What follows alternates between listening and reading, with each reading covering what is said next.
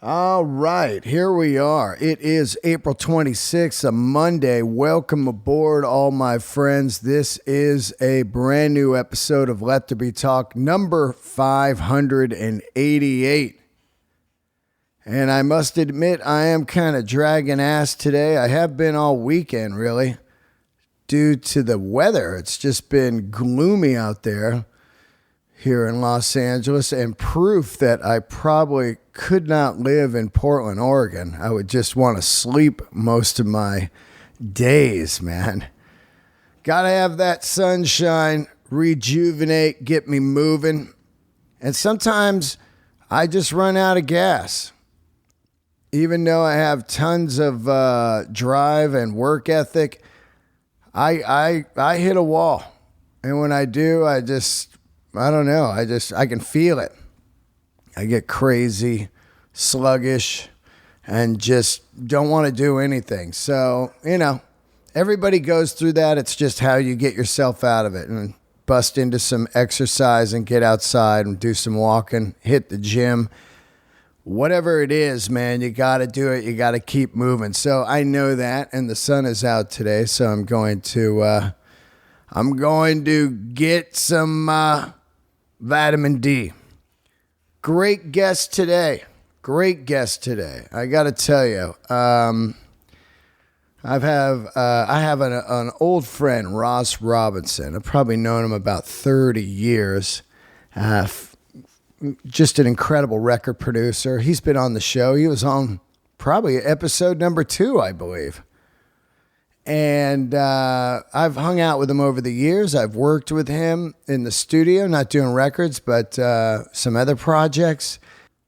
I was always fascinated by his process in the studio, the way he seemed to be able to pull stuff out of the artist in a special way that Ross could do. And I always wondered, it was kind of hippie-ish, it was kind of spiritual, and I wasn't quite sure where it came from. And for a little while, I was kind of like, what is this guy about?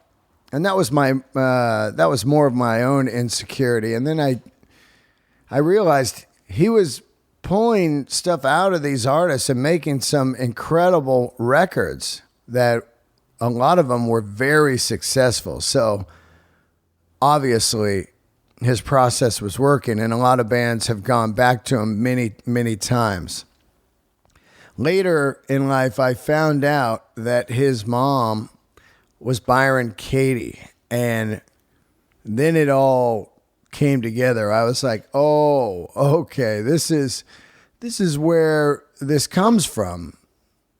If you don't know who Byron Katie is, she's an author, of course, but she has created a self-inquiry known as The Work, which is basically a process to keep yourself in the short form on track in life and positive. That's how I decipher it. Now, the way I look at it is everybody's out there looking for something. And this episode is very, very interesting because I do believe in all different ways of the process in life of trying to stay positive, trying to stay motivated, and happy. Everybody is looking for that. And how they find it is always different. Some people I always trip out on, they go straight to pharmaceuticals. I'm depressed. I can't get out of bed, and they just start hitting some pills. Now, I understand a lot of people, this does work for them, but I think that there are other routes, for me at least, when I get depressed or gloomy. A change of diet definitely helped me 4 years ago, quitting sugar, exercising, and also trying to sidestep jealousies and squishing that down, whatever. But I do know everybody goes for something. It could be church, it could be meditation, It could be Tony Robbins. Everybody has their own path. And Byron Katie is very successful in helping people. And it was great to sit down and talk to her and hear this process. And like she says in her own words, it's not going to be for everybody. This episode, people are going to be like, wait a minute, where's the rock and rollers? Where's the creators? Where's the comedy? But once in a while, I like to sit down and, I'm constantly trying to learn. Just all kinds of different stuff. I want to find different stuff. My whole life, I've been trying to find something. I don't know what it is. I think it's just knowledge and the ability to just see and do everything I can before I'm out of here. So I think you're going to dig this. It may have you sit down and think for a little bit. She changed her entire life at 43 years old. Now, it was way more radical than me. I just went a different direction in life as far as doing comedy. But at 43, she was unhappy, married, and suffering from depression, agoraphobia, overeating, addiction to codeine and alcohol. She was a mess. Checked herself into a halfway house kind of rehab, and her whole life changed. So, yeah, dig the journey. Thank you, Byron Katie, for doing the show. And also, thank you for trusting me to produce your new podcast. I will be producing her new podcast on my brand new podcast network called Cactus Radio Network. You can find it at cactusradionetwork.com. I will be having my own podcast network, and I am very excited about this. You can find Let There Be Talk, The Grail, At Home with Byron Katie, and my fourth podcast on there, Dark Fonzie, with Mark Maron and I. We are finally doing a podcast together. So those are the first 4 shows on the network. There will be some other cool things coming up, but I think that's pretty damn cool right there. Find all the shows at cactusradionetwork.com and also subscribe to them on iTunes. They should be out there on iTunes sometime this week. We're just waiting on old iTunes itself. All right. Before we get into it, I want to give a shout out to CBD Lion. They are giving away a PlayStation 5. Go to cbdlion.com, my sponsor over a year now. The cleanest CBD on the planet. Family owned.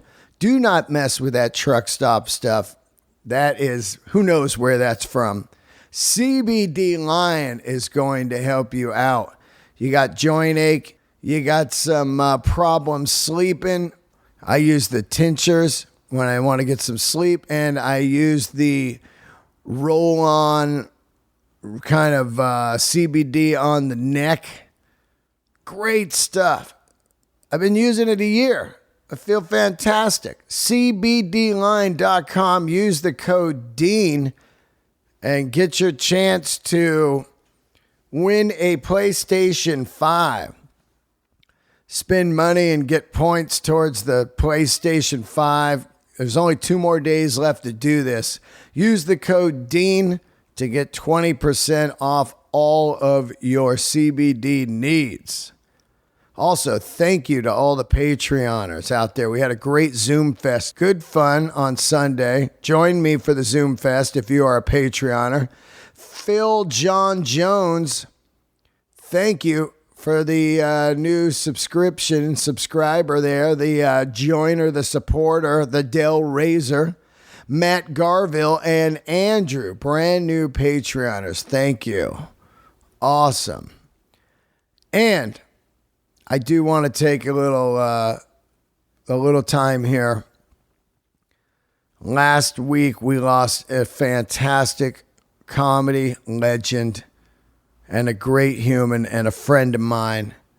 And it was just way too soon, man. Carl LeBeau taken down by cancer. One of the original outlaws of comedy. You know him from touring with Sam Kinison. Just an incredible human. He was a great guest on the show a few years back, and I loved getting to know him over the last 5 years. He was a fairly new friend, but an electric friend and a man with incredible stories. And man, just gone too soon. I love you, Carl. Also a great guitar player, a rocker. Guy had rock and roll in his bones, man. An original rock and roll comedian. Damn it. Keep yourself healthy out there, people. Keep yourself healthy. And if you need help, reach out to somebody. Still some dark times in this COVID. Reach out, call a friend, see if they need help, whatever. I love you guys. Let's keep the candles lit. Here she is, Byron Katie.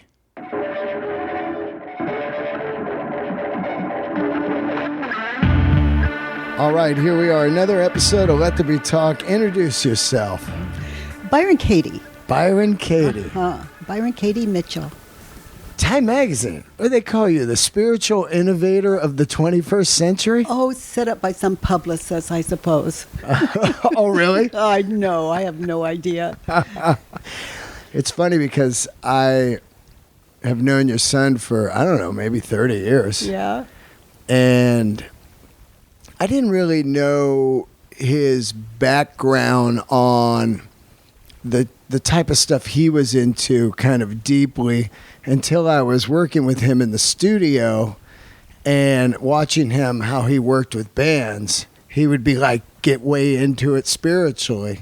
You know, like get in there, find yourself, what are you feeling and all this. And I sat back for a while and was like, what is this kook doing? You know what I'm saying? Because I never had seen this side of him. Yeah. And then I realized, record after record after record, that he was pulling the best out of these artists. And I think it was definitely my own insecurity of how could a man be that open in front of sometimes total strangers. Yeah. And as I dug into it, I realized it mostly comes from you. Oh, well, yeah, that's I had an experience that shifted our family in a very radical way. It's like he had a mother all of his life up to maybe 15 years old, 14, 15. I don't recall his age, but I was 43 at the time. And all of a sudden he had another mother. So it was quite a radical shift. It was like I saw something important. It was like a given. And that something that I saw shifted our family, like turned us upside down in a very good way. Well, that is interesting because as I was reading into your story, I realized you have a story similar to me, not in a way of like, but you were living this one life in real estate. You were in a marriage you didn't like. You had an addiction of drugs. You had some disorders of anxiety and multiple problems. And like at 42, you just say, I'm out. And you go somewhere to try to fix yourself and then completely reinvent yourself spiritually and in all ways, really. Yeah. It was like me starting comedy at 44 years old. I think that these people, I was just talking to Ross about it, where if you're lucky and healthy, if you're in your 40s and you don't like what you're doing, you still technically could have another 40 years. And would you just sit in the bad decisions you made for 40 years and just keep going with that? Or would you try something new? And that's what I decided to do, was try something new. And I always feel that 90% of the people won't do it because, one, they're afraid to fail, and two, the mass debt they have accumulated from trying to fill dark holes in their soul with shiny objects. Yeah. Yeah, for me, I was so depressed and suicidal. If I had the thought I had to live another 10 minutes, more or less 40 years, that would triple my suicidal tendencies, my suicidal mind. I didn't see a way out. I used to pray for death, and I didn't want to do away with myself, and the kids left with that kind of ownership of it in any way. And because it had nothing to do with them whatsoever. But it didn't stop my depression. All the love in my heart for my 3 children couldn't touch that suicidal, that depression, that darkness. And it was, so breathing was difficult. Was it a long, slow build? Were you happy as a child? Looking back on it, I don't even know if I could answer that question. I don't recall being unhealthfily ever depressed. I don't know, was I a happy child? It depends. It depends on, any given moment. But in general, I can't answer it. I was good. I was okay. Yeah, the depression didn't hit. It was until I would say the divorce that happened with Ross's father and me. And I think it was pretty much downhill all the way after that. It was just a bad marriage that drove it into that? Oh, it was, not a great marriage. I really wanted my children to have another father. Yeah. It's interesting to think, too, when you look at the history of women, usually, especially growing up, say, in the 50s and 60s, where women just didn't leave. Yeah. They just stayed in the situation that they were in. That was my time period, really, too. It's when you marry forever. That's it. You marry to the death. And so for that marriage to break up, it was, it just started that downhill spiral. And gosh, 3 healthy children. I was healthy, all but my state of mind. I had no idea it was going to, who can even think of that kind of depression if you haven't experienced it yourself? Yeah. Yeah, it was just me trying to do the right thing. So then you go to find some help, and you go into, a treatment center? Was it a rehab? It was a halfway house for women with eating disorders. And it was the only place that my insurance company would accept me. And I was looking for anything, anywhere. I met all the criteria. And so actually, there was an interview. Oh my gosh, this is interesting. There was an interview that I had to do before they would take me in. And so it was a social worker, I think. No, it wasn't a social, it was some therapist that worked for the insurance company. And she interviewed me. And she had some cookies on her desk and some sweetie things. And then she had a cigarette going, and she had coffee. She had all the stuff going, and I really related to her. She was, this was good so far. And she checked all the boxes for depression or whatever she was seeing. And the eating disorder was really, it turned out for me to be a thinking disorder, which that's just as I see it to be. And then went in to this odd little house. Where was it? And it was in Southern California. And went to this funny little house, and it had a little office upstairs and a little room, and I think they called it the attic. But I was so messed up. There were 3 other women there, and I was so messed up they were afraid to stay in the house with me. Really? Yeah.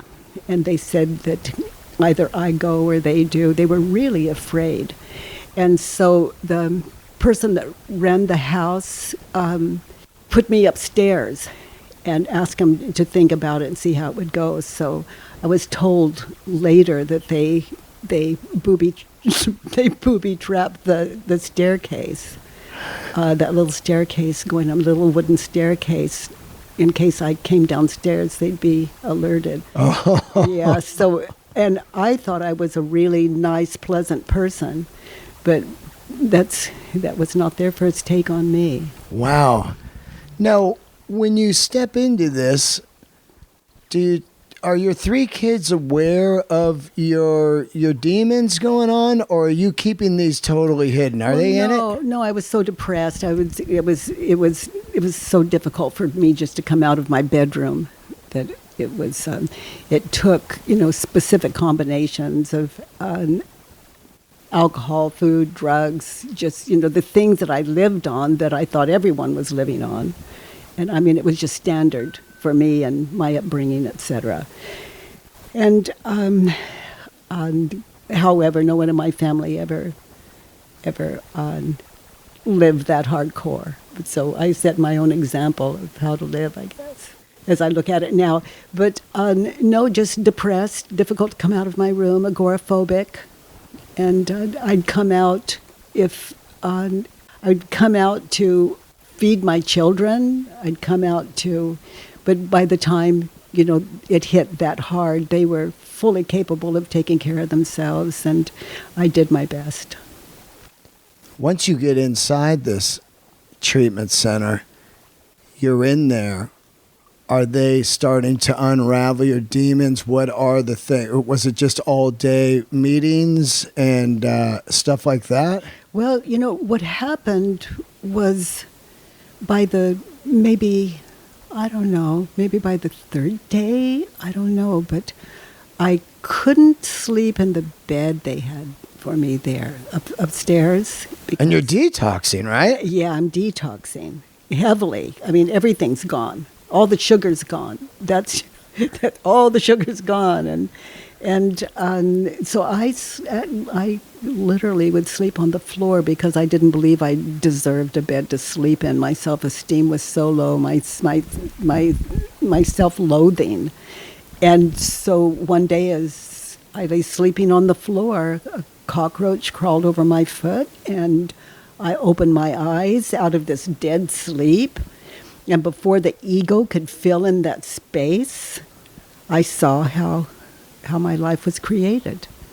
And it just has not shifted in over 40 years now. It was I don't even have a description other than, the only thing I can point to with a word is gratitude.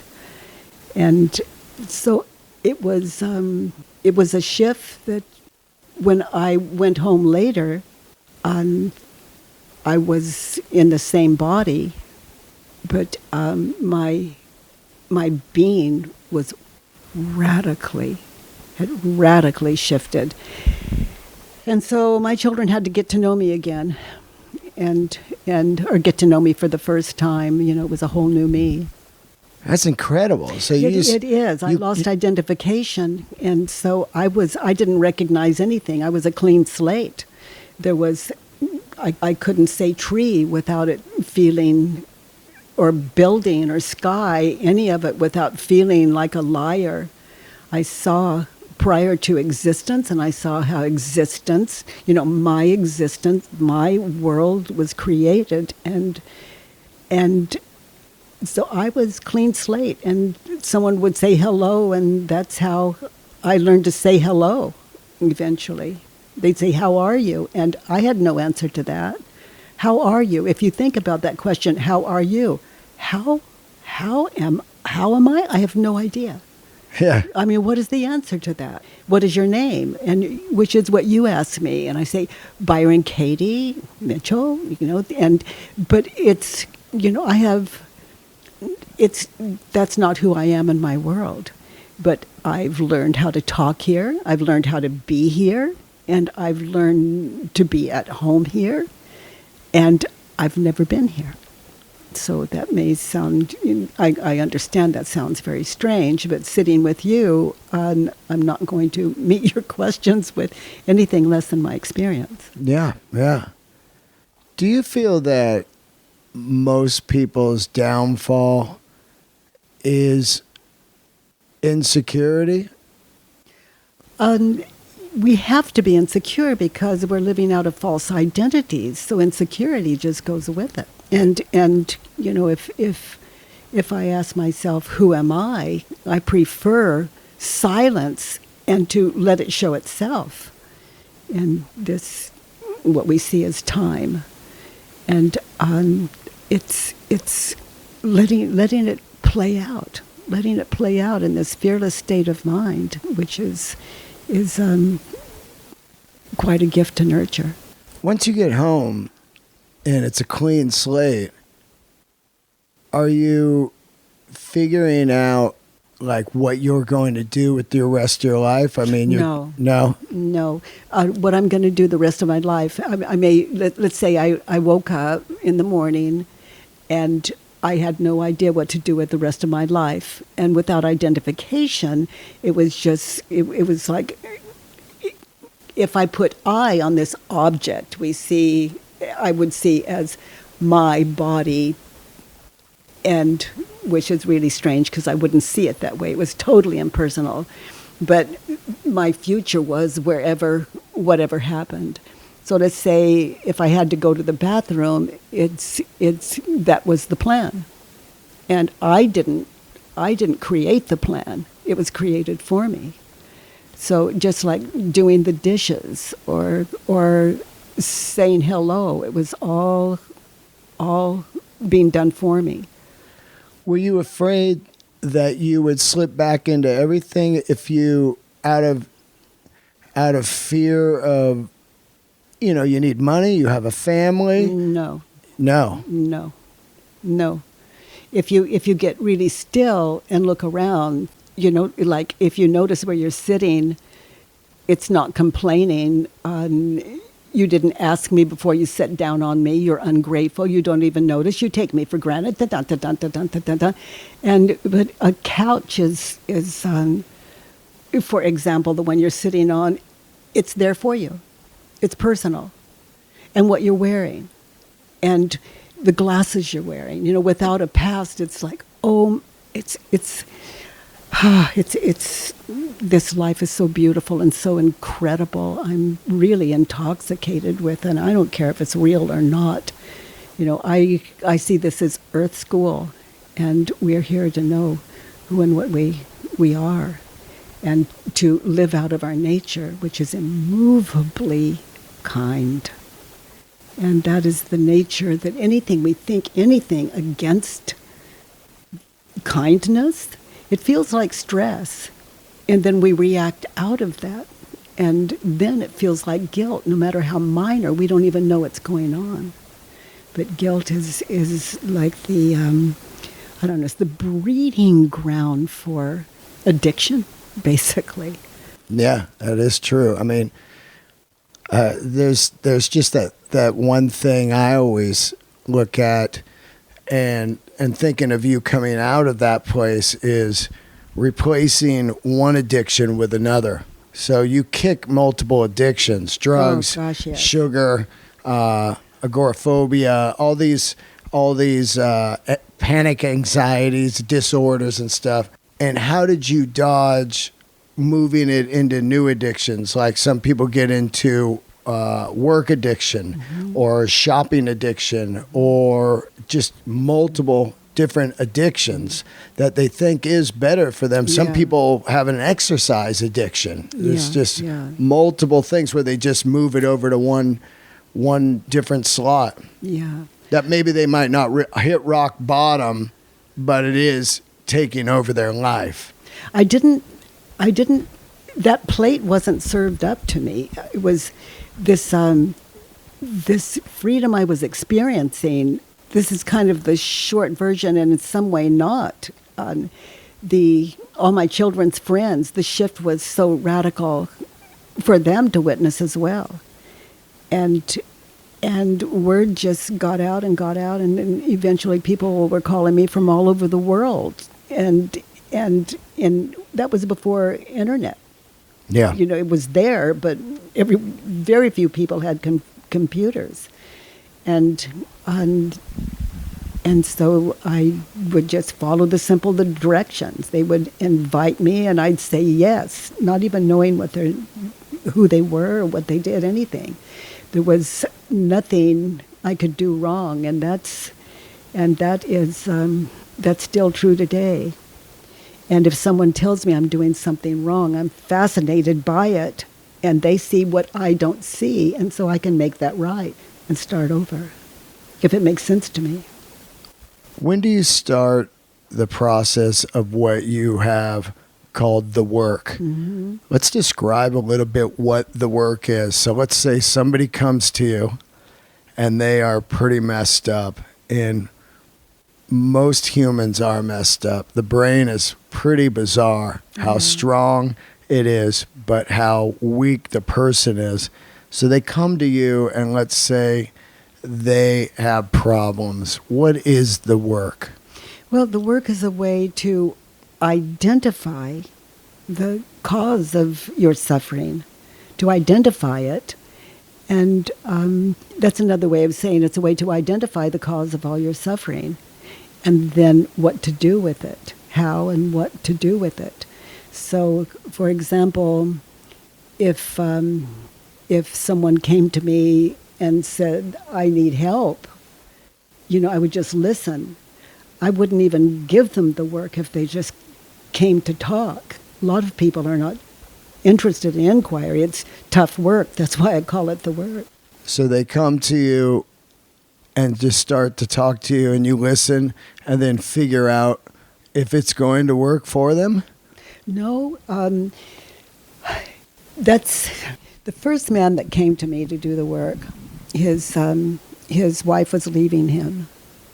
And he says, basically, oh God, this sounds so weird, but to him it looked like I really had the answer to everything. And I did not even know him that well. He was just I couldn't even call him friend. I didn't even know him that well. He's just someone that came to the house that heard about me and so he would say, she doesn't love me anymore. And I would just say, basically, because I'm already connected with him, I might say, honey, is that true?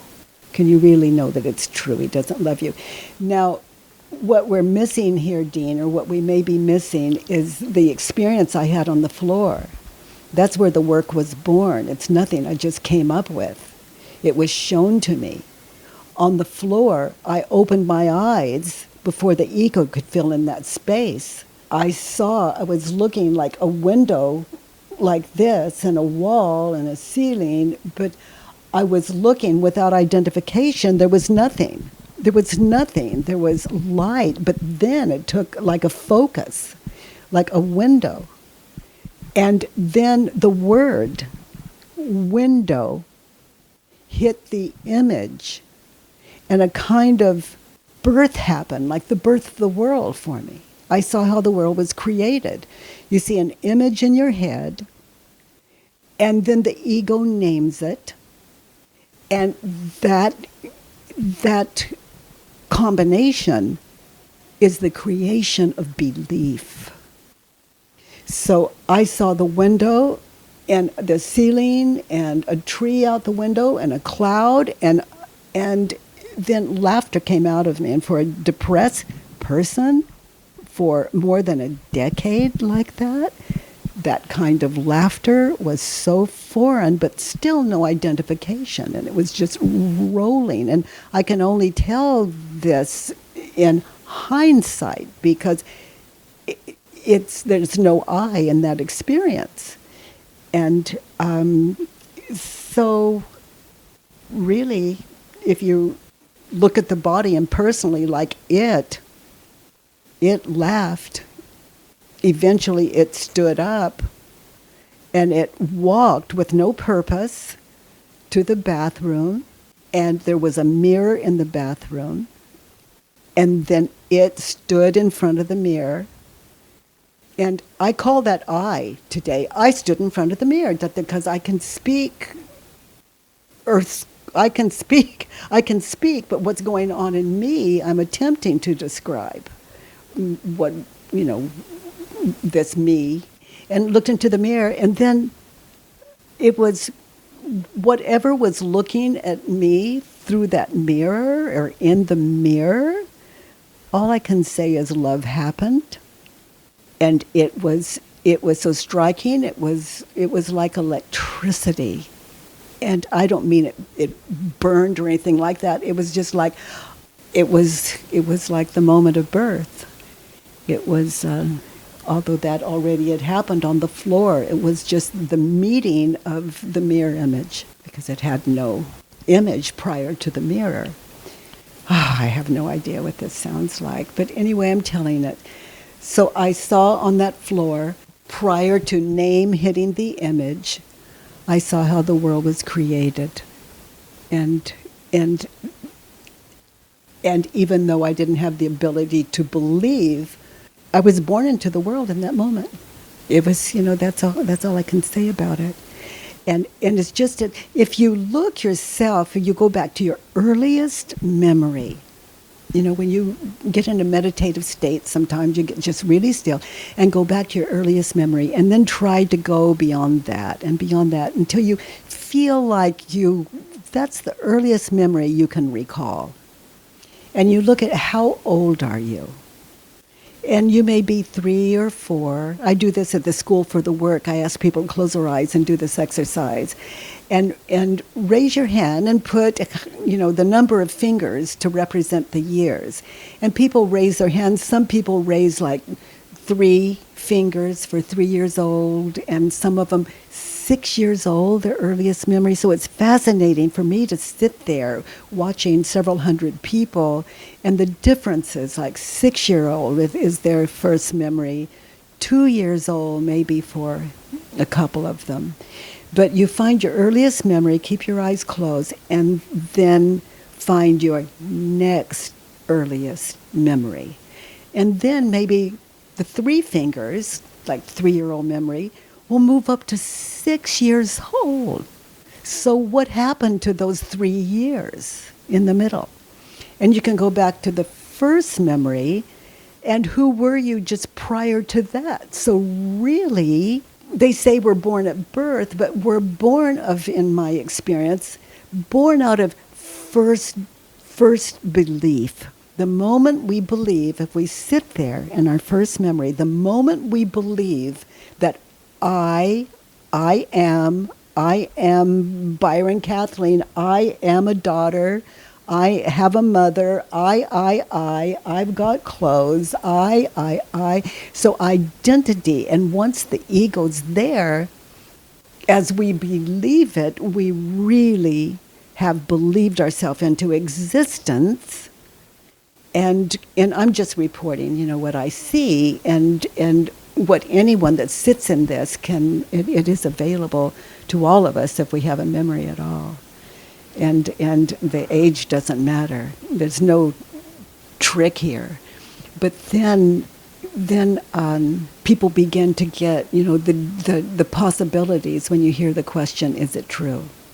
And for people that have depression, or they're lonely, or they're sick and sad, that's what my life is about. Otherwise, no life. Or I could say an excellent life. Yeah.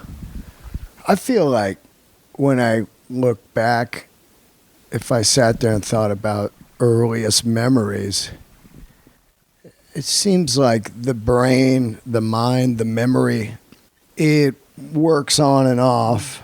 I think the cell phone has definitely erased most people's ability to remember, because once we get into cell phones, we don't need to remember even phone numbers. Yeah, we're just And memories are not taken in anymore. Like if you say at a concert where people are just holding up phones, filming the concert instead of taking it in, because I can remember really good. Yeah.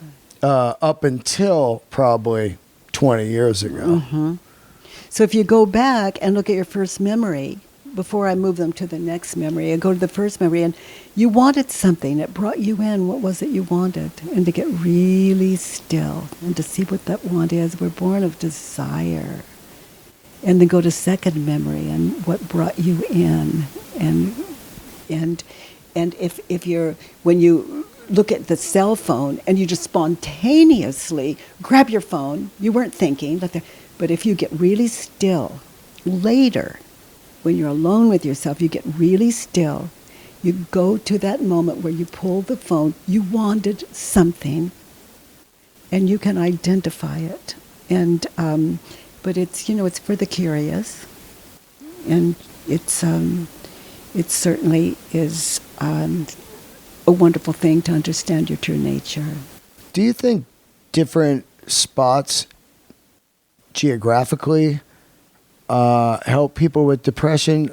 I'm a full believer that, I was born in Yosemite in the mountains, and there's different vibrations, I believe, that when I'm in, say, Joshua Tree or the Yucca Valley or Yosemite, that completely eliminate any of the blurriness. It's kind of really weird.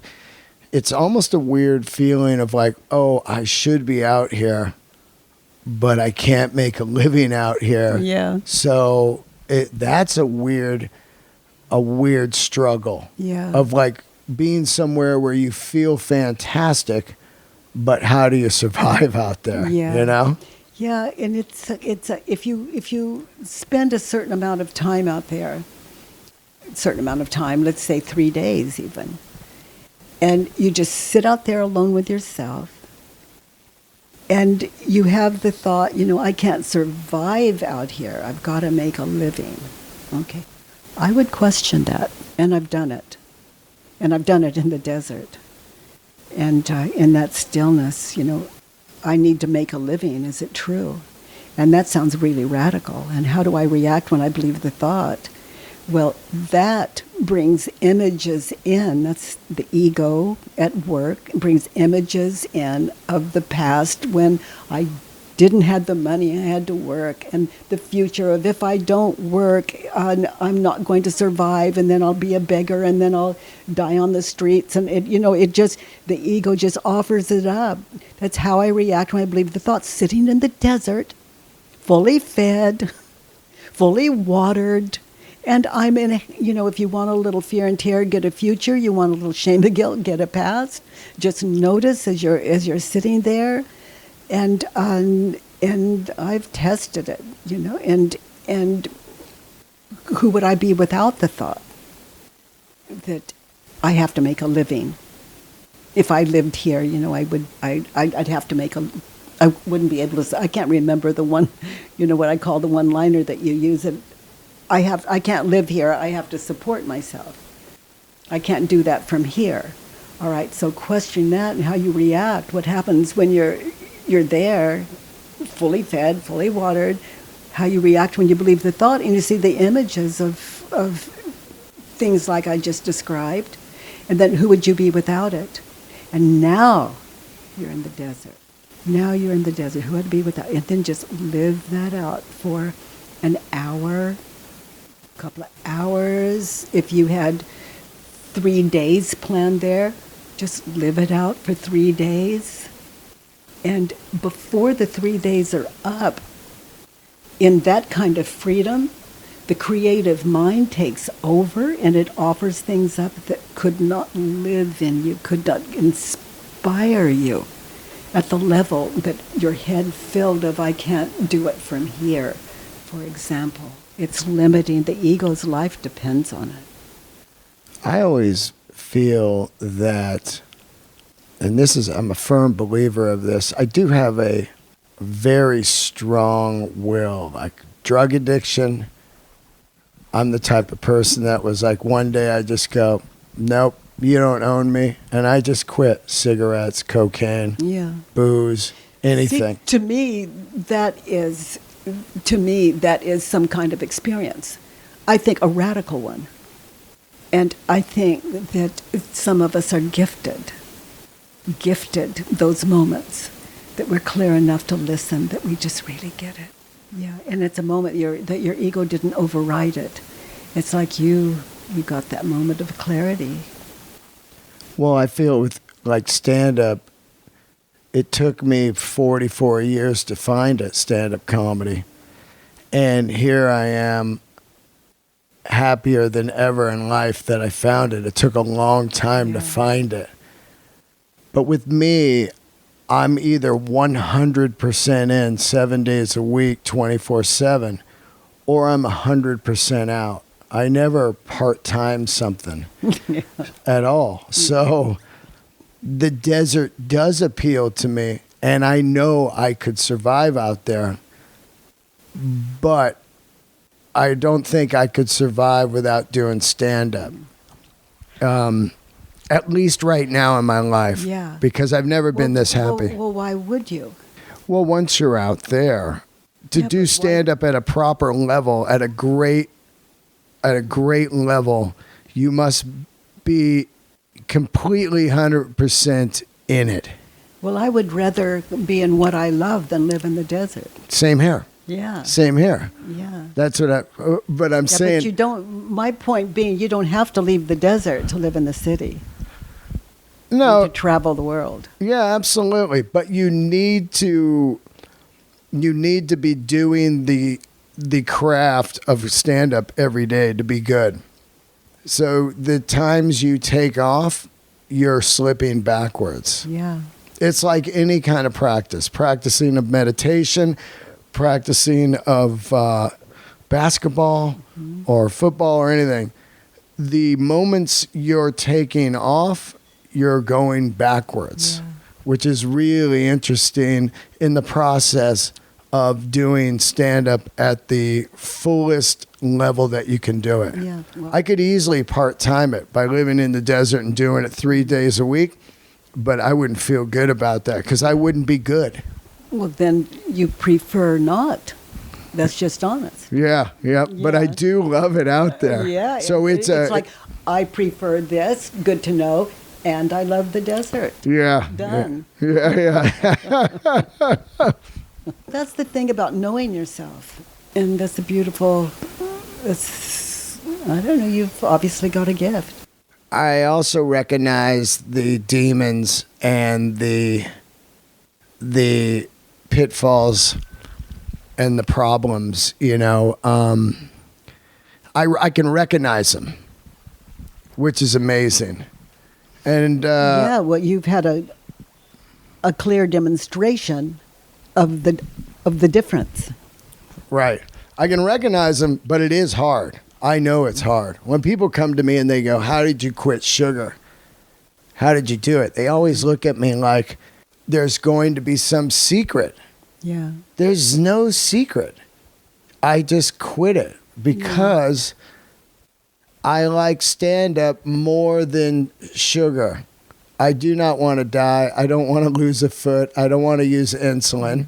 So I don't think people can make proper judgments and decisions until they're 100% happy at what they're doing in life. Everyone's not that fortunate to find what they want to do in life. Right. Yeah, so again, gifted just by some grace. And you nurture it, you respect it, you honor it, you hold it. That's a beautiful thing. It's weird to me that people, it's not weird to me because I understand how humans work. When you get to like 55 years old, I mostly see the people's mistakes, and I make mistakes. We all make mistakes, and we know what they are. But it is weird to me And I do think, like I said before, that people do not go after what they want because of fear and debt. Yeah. Yeah. Do you believe that? That they fear what? They have fear of failing, Mm-hmm. and the other one is massive debt. Yeah. They feel like they can't do, I wish I was a writer, or I wish I would have been an architect, or I wish I would have been a mechanic. Yeah, they can wish it, but they don't wish it more than having what they've got. So it's like mind play. You know, I can say I want to cross the street, but it's in my world, it's not true till I cross the street. It's I don't lie to myself. I want to cross the street. Well, not yet, obviously. Well, not yet. Well, I'm waiting. Not yet. You know, there's a movement that happens. It's like body follows mind. It doesn't have a choice. So ego is always either anticipating, or it's in the past or future at all times. So there isn't, you know, it's just all mind play. I mean, when you're asleep at night and you're not dreaming, do you exist? You know, not until the I wakes up the next morning. I am awake. I need coffee. Do you feel that the ego is the demon? No. Once you get to know it, that's what I love about self-inquiry, is the mind becomes a friend. Like I see it as a terrified child. It's got to be terrified because it's false identity. Body is not mind. Mind is not body. So this false identity has got to be terrified. It doesn't exist if it doesn't identify as an object. So, I mean, how can I exist if there's no I to attach to? I do think ego provides a drive. Well, for me, self-inquiry is the love affair with the ego, and questioning the ego, and let's just say it's everything. Questioning the ego allows it to rest and trust that I'm not trying to kill it. I'm not doing war with it. It's not an enemy of mine. War doesn't work. And in my world, it doesn't work. And so questioning the ego, it finally has just rested in, we could say, my heart. Because anything that opposes my heart, anything that opposes what is kind and good, you know, I refer to that as our true nature. And anything the ego would think, or we could say I would think, that is not a match for that is going to feel like stress. And then that physical experience of stress is like a reminder, like a little temple bell that sends me back to what are you thinking and believing that would cause stress. So I can't blame the ego. It's just some kind of war going on that needs a little attention. False identification. Ego is not I. It seems to me, I grew up in the Bay Area, so I was around that Jim Jones, Yeah, Guyana, horrific, yeah. People's Temple and stuff. Yeah. And I am often fascinated by how people, I think there's a lot of people out there that are lost and they can get on the wrong track by cadence and personalities out there. Yeah. That's an interesting thing to me. If you look at, let's say, a Tony Robbins, how people can grab onto that, and say The Secret. Just, I don't know, 15 years ago, a lot of people talking about The Secret. There's always people looking for something. And I'm always fascinated that they don't start with their self. They wait for somebody else to tell them instead of trying to figure it out themselves. It's comparison. You know, we think someone else is wiser than we are, but we all, wisdom is equal. It's equal with all of us. We just don't know how to tap into it. That's why I like self-inquiry. And some of these people that are so admired. We think if we hang out with them, we're going to get what they have. But what we don't know, they're internal. For all we know, they look happy, but they're not. Who knows?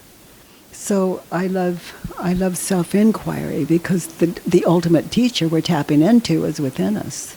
I would call that the Kardashian effect right now, where a lot of people, and also social media effect, where people see other people and think they're happy and they have objects and wealth, and they think I need to be part of that to be happy, when really most of the people on social media are probably not happy. They're fishing for likes, their self. If they're fishing for likes, they can't be happy inside.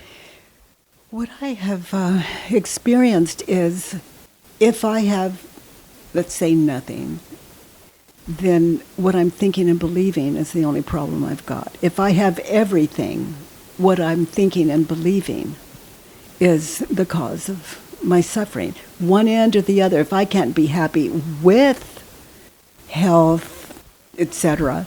With health, right there alone. Yeah, but the point I'm making, if I can't be happy when I have everything, I can't be, well, I'll say it the other way.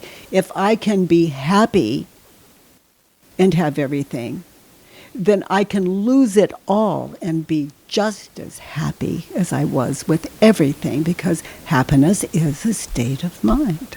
It's a heavy thing. It's a heavy thing. It's a heavy thing. And a very light thing, an effortless thing. It's just, if I am, let's say I'm poor, I need food, okay, let's say I'm extremely wealthy, I need food, and it's all around me, but I'm on some diet, and I need food. I mean, when you look at it, we're believing it one way or the other, rich or poor. I don't have enough. It's not foreign to the rich or poor, at our wealthiest or poorest. I want, I need, I should, I shouldn't, you should, you shouldn't, I don't ever want to, I'm angry because, I'm depressed because, everything that follows any of that within one's own mind, if they questioned it, the only poverty in the world is what we're thinking and believing at any given time. Do you frown upon people, and I call them tumbleweeds, where they constantly just live in the past, where they're just thinking about those were the days, there's no good music anymore, things aren't good, does that trip you out? That trips me out. No, I'm listening to their world. And it fascinates me. I don't expect people to live in my world. I don't even think any two people live in the same world. But that's their world. And if I can stop thinking thoughts about the past, then I'll call them on it. But we're innocent. We're 100%, and I don't even do thinking. It's a happening. It's like, I think I'll stop thinking now. Not likely. We're being thought. The ego's survival to identify as body, as something. So, that's why we live in fear. The ego doesn't rest. If it does, what happens is it gets really clear, like it did with you. Everything stops. That other world, it just ceased making sense to you. And you nurtured it. You got the gift, you nurtured it. There's something in me. It's been in my body, soul, and brain since I was probably, I don't know, like in the 5th or 6th grade, hearing music and seeing Saturday Night Live and John Belushi and AC/DC and this massive array of art has drove me the entire life of seeking, and it's not fame. If I wanted music fame, and laughter, I mean, What is better than that? It's Music the and ultimate laughter. drug. And that was the weird thing of polluting myself for years, missing out on the organic laughter and applause and everything, and the feelings of it all, of like, oh my God, look at what I'm getting from this. And It's more than the applause.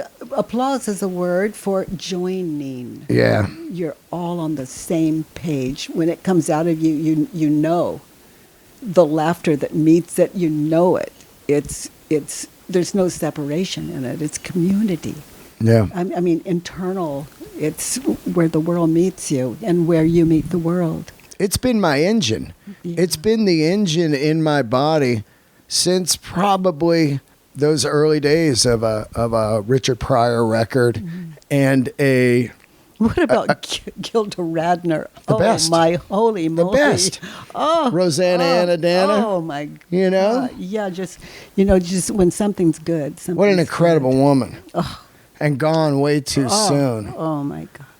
John Belushi, Gilda Radner, Oh, the Blues Richard Pryor, Brothers. the Blues Brothers. How George how Carlin. amazing. Oh my holy moly. Just insane stuff. You know, that as a kid being around, I think the 70s was one of the darkest eras of the history of the world as far as like what was going on. Serial killers and Watergate and the planet seemed to be melting down, but at the same time this incredible art was going on with film and music and comedy. I do worship those memories, and they are the engine that keeps me going to find the new band, the new comedian, the new feeling, the new drug or whatever it is.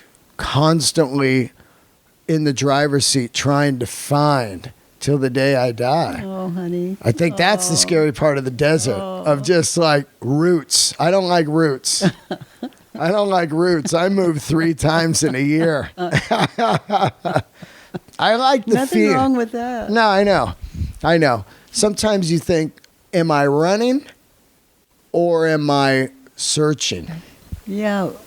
We can search at a fast pace. Yeah. Maybe it's the same thing. When you get up and going and you start to write books and everything, it's interesting. You said kind of pre-internet. It is a kind of Metallica, Grateful Dead kind of way of grassroots. The word started getting out. Were you amazed that people were finding you and the word was getting out? It was a mystery, and I never questioned it. I mean, I just knew. I used to say my name is Yes. Some people invited me, the first really long distance invitation invited me to Japan, and I only knew to say yes. Was this early on? Very early on. And I said yes and bought my own ticket. You know, they gave me what airport, what date. We agreed. I bought my ticket. I went there. I didn't know their name, didn't know, nothing. And people met me at the airport. They'd seen my picture or something. Or not. I don't even think we had that. Anyway, maybe they'd seen me in the States or I don't know. But they took me to their sweet little house, their sweet little apartment, and I worked with different groups for 4 or 5 days, 3, 4 or 5 days, and then they took me back to the airport, and I got on the tram that took me to the terminal, and flew home, and they gave me money. It blew my mind. They gave me money. And then I did another event I was doing them everywhere by then. And then when people would invite me, I would just say yes. And I would go, and maybe it would be for 4 days, 5 days, I don't know. And slept where they told me to sleep, and I didn't know any better. It was like being with my children. I would buy all the groceries from the airport to the place we were going to stay, pay for them myself, do all the cooking, all the cleanup, and work with them into 2 or 3 in the morning, because I didn't know. Everything was family to me, and I was a mother. That was the last identity I'd come out of. And just inquiry, no advice, no, I knew less than they did, and I only knew those things. I knew, if I look at it now, I would just say I just knew service, I knew kindness, and then they started giving me money. In Dallas, I went to Dallas, and this woman gave me like $5,000. Wow. And I just, I just was open to everything and said thank you, and that's putting it mildly. Basically I was just still and felt it.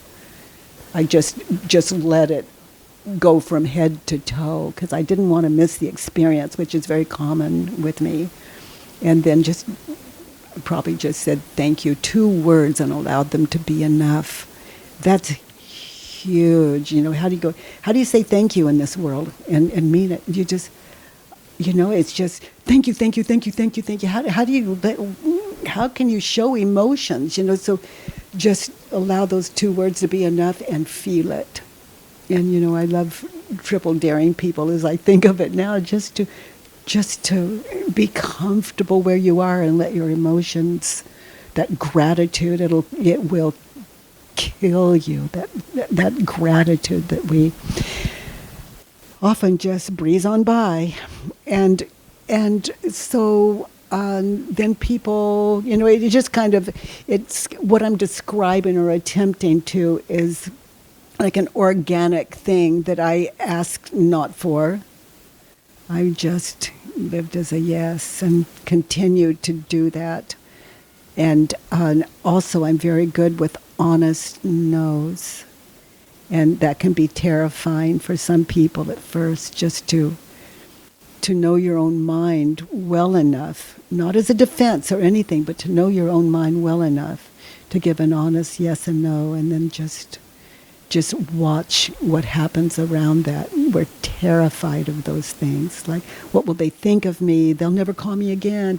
All that stuff that can go on in our heads. And so a life of integrity is not a little thing. What a journey. What a journey. So you start to build it that way. And then at what point do you get approached to start writing books? Well, there was a man that started calling me, and he wanted to be my literary agent. And I said, I don't need one. I don't have a book. I said, I have a book. It's a little paper book. It's free. And by then it was on the internet, but it still wasn't. Internet was not that big a deal in most camps, and like 90%. But who knows what percent. But I said, that's it. Everything I have to say is there. And it's just the 4 questions and a couple of expressions that were meaningful to people that I would say. And he says, no, you've got a book. And I said, I don't. And then the next 8 months later, he called, I want to be your literary agent. And he just kept calling over a period of maybe, 2 or 3 years or a year. I don't know. It was so long ago. But finally, I could see it was really important to him. I knew I didn't have a book. And and I told him yes. And he was pleased. And I didn't hear from him again until he called me and said, there's this man he wants me to meet, and his name is Stephen Mitchell. And so that's how Stephen and I met, who's my husband. Right. And so he said, I want you to meet Stephen Mitchell. There is no one else that could write your book. And I said, I don't have a book. And he said, well, just meet him. And I did. And so I can't say that I wrote those books. Stephen would ask me questions. and record what I say and write it down, and that's how the books were written. So I wrote them, I didn't write them. There would be no book other than that little blue book that's still on the internet, free of charge. It's just, I love that little book. Without Stephen, there'd be no book, and without Michael, this beautiful man that introduced us. As you guys are writing, or he's recording and interviewing you, was it over a long period of time and you start to fall in love with him, or was it pretty quick and he whips up a book? Well, it's a long period of time, but he fell in, and these are Stephen words, he fell in love with me. He saw me as his teacher. He's from, he practiced Zen for several decades. And so he just fell in love and with me as his teacher. And then he wanted to marry, and oh, what an incredible man. And I could not find a no in me. And so then I went to all three of my children and asked if they knew any reason why I should not marry Stephen. And they could not see one reason not to marry Stephen. And of course, we all love our Stephen. Were you pretty surprised not surprised, but Ross taking up music at an early age, playing guitar, and then becoming... He was a motorcycle fanatic. Right. And it terrified me as his mother. No wonder I went into my room and closed my door for years. But he just, there was no way of... So something happened, like probably some crash or something that was it. That was it for me. And took away his bike, and that was killer for him. Bought him a guitar, handed it to him, and I said, let's get some music lessons, because music in our home, growing up with me, our house was full of music. It was music. What type of music? God, oh my gosh, as a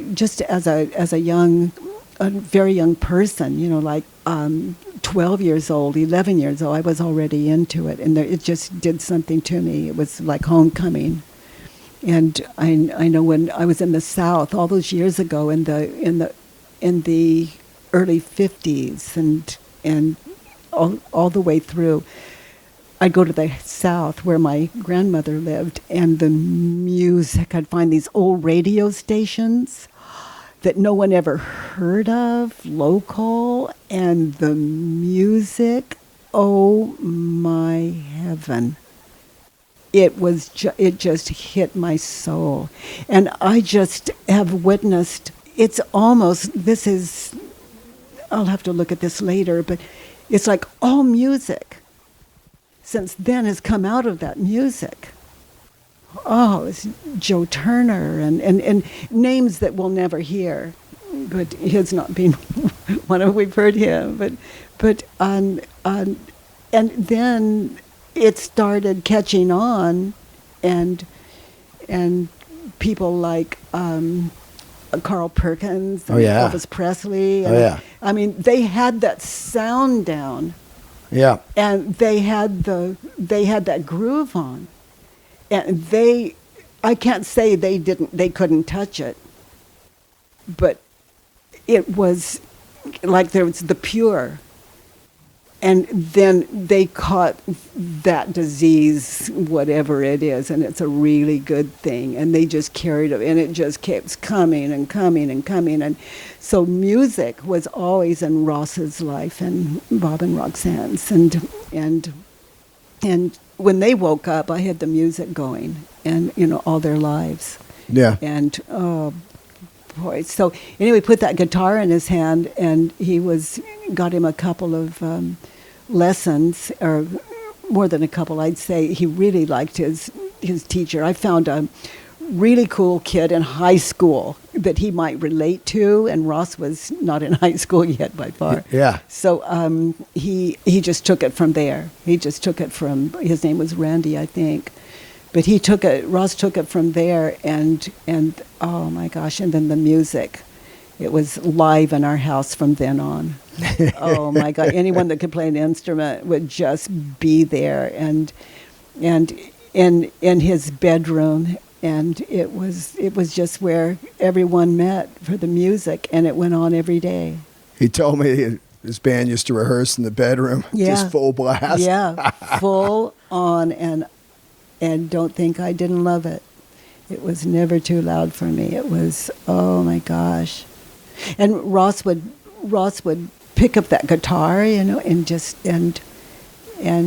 oh my gosh, I loved it so much. He was just really into, like, he went through a phase where Randy Rhoads was everything, and oh my gosh, I just loved and I don't even think it's a phase. So I think it's still in us. Randy, I believe that there's these people that are here, and I've said it many times on the show, that when art starts to become like really bad and shitty, there's people put on this planet to shake it back up. A Kurt Cobain, a Randy Rhoads, a Jimi Hendrix, a Janis, a Jim Morrison, where they show you, hey, this is good stuff, and then I'm out of here, just to wrangle you back in. But they can't leave us. They don't leave us. No. Like when I say his Randy Rhoads phase was he stopped playing the guitar at some point, and so that's like saying his guitar playing stage. And moved on to producing. Once you start with the work and everything, does Ross and the other kids dive into it, or are they first like, whoa, what happened to our mom here? Well, it's, whoa, what happened to my mom? And there's no time I ever asked them to do the work or even suggested that they do, or I haven't even invited them to. The shift in me was so radical that, like, if they spilled the milk, this is just a metaphor, but they spilled the milk, I said, what are you doing? You weren't watching what you were doing, and you have to clean that up, all that stuff. And then after the work, like the mom that came home, they'd spill the milk and look around like waiting for the axe to fall, Yeah. And I was mesmerized by the milk and where it went and the beauty of what kind of world is it? It's in a glass, and then it's on the table, and then it's spilling down from the table, and then I was just everything was just such a miracle to me. And so that kind of shift, like the axe never fell, and that's a whole new way of life. There goes all the ridicule, there goes all the blame, there goes all the anything that they may have perceived in me that was negative, or that I would perceive in me, it had just vanished, and it was just radical. So in that kind of presence, everything shifts. Everything shifts. Our house shifted. And I started giving away property, and someone would say, "Oh, I want that," and I would just give it to them. It was just wow. Yeah, it was quite a world. It was like never been in the world before, and just following the simple directions, and that hasn't changed. It does take a certain person to be able to dig into something like this, because there are these people out there that are rigid or just have no clue at all, have never been exposed to just their brain and their thoughts or whatever. They just they spilled down from their great-grandfather to their grandfather to their dad to them. Yeah, but we're all in touch with cause and effect. We may not be aware of that, but that's what we have. Cause and effect. Think, feel, act, have. I saw that is the order of creation, and it's going on in each of us, just being aware. But what we have in common is this cause and effect. It's like if I snap my fingers, there will be a sound. So I do that. That's the cause, and the sound's the effect. So it's if I eat sugar, like you dropped all your sugar. If I eat sugar, this is the effect. There's no avoiding that. I can eat more not to feel it, but then I feel that. I can eat less, but then I'm going to feel that. Cause and effect. So we all know right from wrong for ourselves. Cause and effect. It's like if I never see you again, Dean, which I hope I do. Yeah, of course. But if I never see you again, I'll see you in my mind's eye. And when I see you, experience you in my mind's eye, in other words, when I think of you, knowing me, I'll have this, I'll feel delight, I'll feel connection, I'll feel heard, I'll feel like I'm, a friend. Now, if another way, let's say, you say, I don't like this interview, this is terrible, and and I'm leaving now. When I think of you, and I think of you in a poor light, for example, that's on me. What I'm thinking and believing about you is the cause of my experience if I never see you again in my life. So when you hit my head, if I'm connected, like if you said those things to me, and I'm out of here, then if I'm not feeling compassion, then the next time, for that experience that you may be having in my experience. But if I am not, the next time I think of you, I'm going to think of you. I'm going to experience you as the identity that I believed you to be. And there's no escaping that. Then we're looking again at the cause of all addiction. If I think of you and I don't like, well, he this and he that in my mind's eye, and I'm feeling, and he didn't give me a chance, and blah, blah, blah, all that going on, then that is my depression. That is my anxiety. That is my my addiction, because you have to find a way to get over that. I mean, to shift that mood. Or it goes into a depression, let's say. But how do we shift even that? Okay, for me, it's inquiry. It is waking me up to what am I thinking and believing about you? And identify those thoughts I'm thinking about you and put them down on paper and then question them. Because until I am connected with you as a loving, caring human being that lives in me, then I'm not okay. So the short version is that if I don't care about you, I'm insane. And my emotions and my living patterns are going to prove that out. I often feel in a competitive world, if it's the work, in whatever job you have, or comedy, or music, I feel that a lot of people's anger and depression comes from if they see somebody that has good work ethic and is driven and is getting somewhere, they are angry because it is shining a light on what they're not doing. So instead of going, good for that person, I need to get out of bed earlier, I need to work harder, I need to write, I need to do stuff. Instead of doing that, it's more of a fuck that guy. Yeah. And that, I think, is the key problem most people have. Okay, so we are saying the same thing. Yeah. You did the short version, I did a long one. I truly believe that.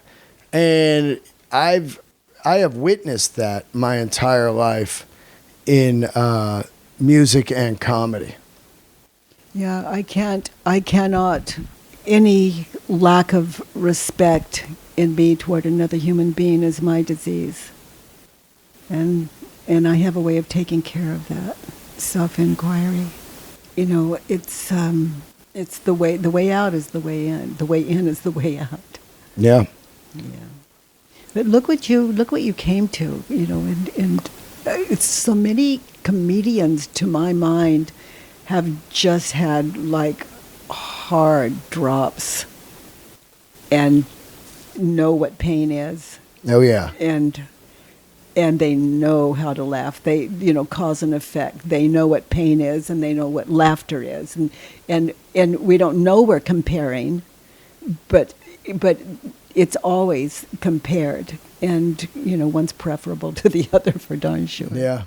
I wonder if a happy person can be a good comedian. Yeah. Oh, that's interesting. I always wonder that. Oh, that's interesting. I consider myself to be a happy person. Yeah. And very funny sometimes, but I know what suffering is. Yeah. And that's my reference. Same here. And I know how to, as best as I can, to try to control and operate it. Yeah. I could be very funny in my depression with enough alcohol. Yeah, oh yeah. And well, I think anybody can, you know what I mean?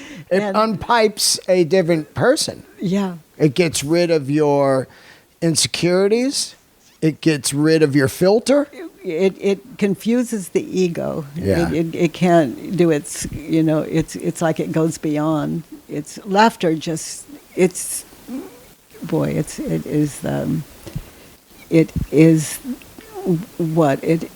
the solution. Well, I'll tell you what, I'm excited to produce your podcast. Oh, you are just so on. You taking that on just blows my mind. I'm so grateful. Well, there's I mean, what kind of fit are we? We can see a good one now. Well, you know what I look at? I always think that maybe one day we do a TV show together, because I love the thought of this crazy biker, musician, comedian, and then you. It brings different worlds together, because say my audience is going to be like, what is this? But what it does for me is, it's what I constantly always tell people. People look at you and want to put you in a box. Oh, Dean's a rocker from the 80s and, whatever. They don't want to look at the multiple layers. And maybe they're a fan of you of one thing, or maybe they don't like you because of one thing, and not looking at the whole thing. Yeah. But I've always been interested in anything spiritual or down to just in the last year and a half or so of microdosing and finding other ways of living. Of course, being in the arts my entire life, that's already completely outside the box. Yeah. But there's so much to me than just one thing, and this would be one of them. Any kind of thing where humans are completely drawn into other humans, whether it be good or bad. Yeah. What is that? Yeah, it is just the desire to connect. Yeah, that's it. And that's really... And to connect with one's own self. That's it. And in that, you're connected with the entire world. If you can just connect with yourself, the whole world is in you, after all. It is as I think and believe it to be. And if I don't love my world, I'm responsible for that. And I don't see that any two people in this world come from the same world. I come from mine, you come from yours. Yeah. And and we each have our own. And for me, I'm responsible for my world. Am I happy in it? So far, so good. Yeah. I used to do this bit where I said, I've been single, never been married, no kids. And at 55, people try to hook you up with their insane friends. Yeah. And they often say, if you want to know what people think about you, either have them roast you, and I say, or have them try to set you up with somebody. Because they think this is going to be a good fit, and it's always 100% wrong. Because they figure they know who I am, which I do love the mystique. I think mystique is gone, and I think mystique is the greatest thing we could have as a person, especially, unfortunately, in the world of social media where we do need to be out there. I do love mystique. I don't need to know everything. That's an example of just mystique, like someone sets you up with someone. I can see someone setting me up with someone, and let's say I weren't married, and they're trying to hook me up. I'm always open to a good friend, and if I am not mentally in, is this a fit for me? Right. As a date or companion or marriage relationship, then I could collect a lot of good friends thanks to my good friends hooking me up. Absolutely. But Absolutely. They see it as hooking me up, but how do I see it? So I just go in there to meet a really nice person. So the looks are not, they're the personality, it doesn't, it's always a good time, a good day. Yeah. Well, it's always interesting to see, like, when something like that goes down, you go, oh, yeah, there's some mystique there. Because you definitely don't know who I am. You're going on surface looks. Yeah. That's what you're going on. Or maybe a couple of hangouts, and then we've got someone for you. Yeah. You're like, well, that was you. You think I'm going to give you all of me at a dinner party? You're just wrong. And by the way, what is all of me? Yeah. So we've got a podcast, you do, that we're going to be putting out on my network, Cactus Radio Network. It's called At Home with Byron Katie. It will be once a week out, and I believe we're going to put it out on Tuesdays. And I think it's going to be great. Well, I'm sure looking forward to it. Yeah. I'm so looking forward to it. It's not for everyone. We'll just see. It takes a very open mind, but it's worth the trip. Absolutely. Yeah. Absolutely. Well, I think it's not for everyone. And if it was, it wouldn't be good. Yeah. I don't know anything that's for everyone except everything. Right. I once heard if you made everyone laugh in the room, you're doing it wrong. Oh. And I believed in that. That one. Yeah, because they keep you going. Yeah. Yeah. Okay. Get to that one. Tell everybody where to find you. You're on Instagram.